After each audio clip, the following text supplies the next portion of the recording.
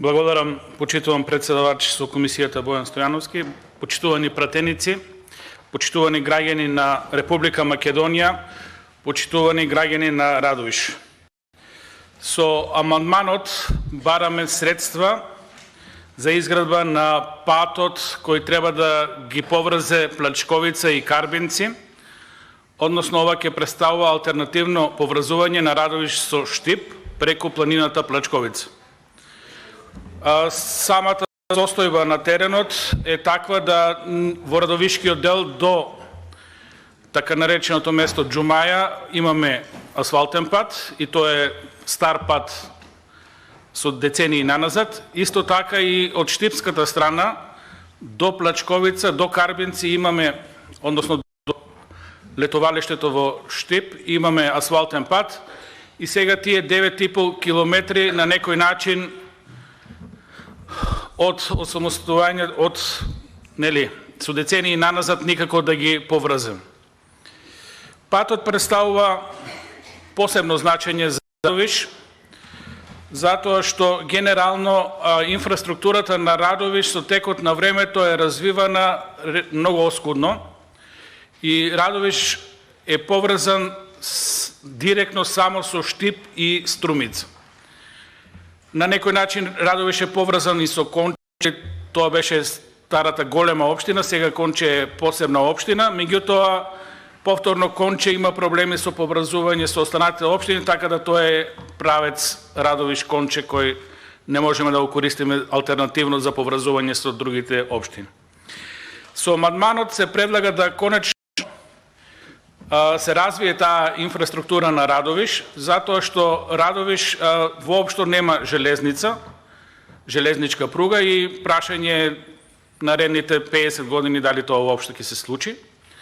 Затоа мораме да ја развиваме патната инфраструктура, односно да бараме можности и тоа што знаеме дека функционира во Европа, директно поврзување на сите соседни општини, затоа сега нормално со различно ниво и категории на патишта, за да може да имаме нормален развој на регионот. Вака поставени работите, реков Радовиш нема поврзување ниту со Кочани, ниту со Виница, нити со Берово, така да нити пак со општините од јужниот дел од државата, со Гевгелија и така натаму, да можеме да евентуално го запазиме тој критериум кој знаеме во Европа е алфа и омега во патната инфраструктура, да секоја општина со секоја соседна општина биде поврзана со соодветна категорија на пат. Ова не случајно го спомнувам затоа што во принцип европејците утврдиле дека само на тој начин можеме да имаме развој на регионите. Секогаш кога ги ускратувате комуникациите помеѓу соседни општини или немате алтернативни патишта како тоа што го предлагаме во оваа ситуација, не можете да рачунате на развој на целиот регион. Тогаш развојот ви е насочен исклучиво кон тие главни артерии на патишта кои ги поврзуваат соседните општини и целиот останат простор ви останува слободен. Радовиш е сведок на децениско напуштање на планинските села кои готово веќе да се мртви. Значи, таму или живеат по 1, 2, 5 граѓани од Радовиш. За жал, таа тенденција следува и во полските села и таму имаме силно иселување на граѓаните, односно на мештаните кои живеат таму. Во такви околности, ако сакаме нешто да постигнеме, мораме да се вратиме на почетокот.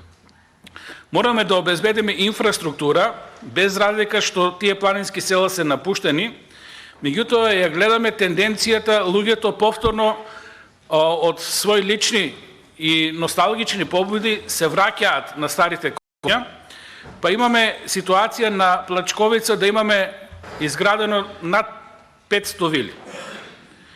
Имаме ситуација, дел се нормално мештани, дел се граѓани на Радовиш кои сакат да ги користат убавините на планината Плачковица.